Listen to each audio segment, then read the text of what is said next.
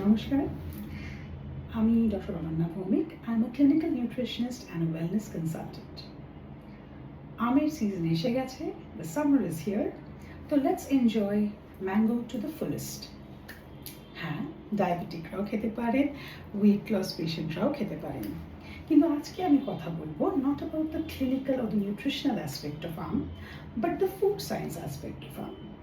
আম যখন আমরা খাই, আমরা চাই সেটা যেন ন্যাচারালি রাইপেন্ড হয়, স্বাভাবিকভাবে সেটা যেন পাকা আম হয়। সেটার জন্য কিছু শর্টকাট টিপস আছে যেগুলো সাধারণভাবে ইন্ডিকেট করে যে আশা করা যায় যে তাহলে আমগুলো সঠিকভাবে রাইপনিং হয়েছে।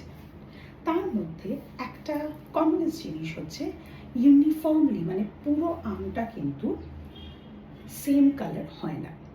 কিছুটা কিছুটা গ্রিন হয়, কিছু কিছু হোয়াইট হোয়াইট ডটস থাকে, কিছু ব্ল্যাক ব্ল্যাক ডটস থাকে। তো এইরকম টাইপের দেখতে হবে, তাহলে আশা করা যায় স্বাভাবিকভাবে রাইপেন্ড। আরেকটা জিনিস, এই যে এখানে আমের স্টেমটা আছে, এইখানটা আপনি যদি শোকেন দেখবেন একটা মিষ্টি গন্ধ আসবে বা আমের গন্ধ আসবে, এবং বাড়িতে যদি রেখে দেন তাহলে সেটা 2 থেকে 3 দিন থাকবে, তাহলে এটা স্বাভাবিকভাবে রাইপেন্ড আম।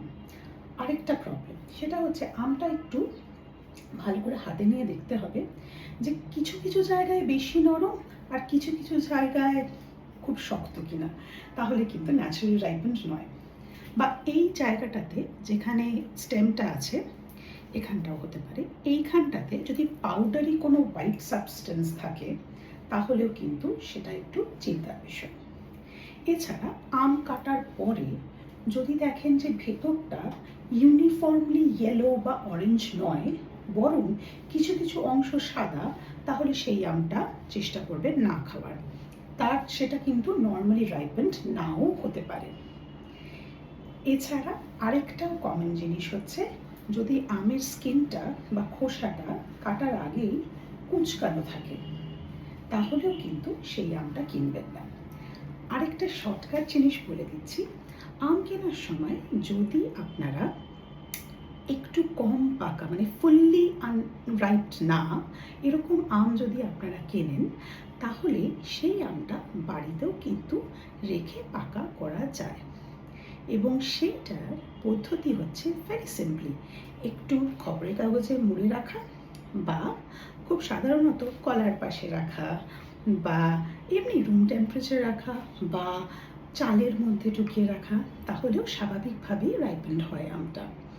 সো আমি যে টিপসগুলো বললাম সেগুলো কিছু উপায় যাতে আমরা স্বাভাবিকভাবে রাইপেন্ড আম খেতে পারি। Thank you.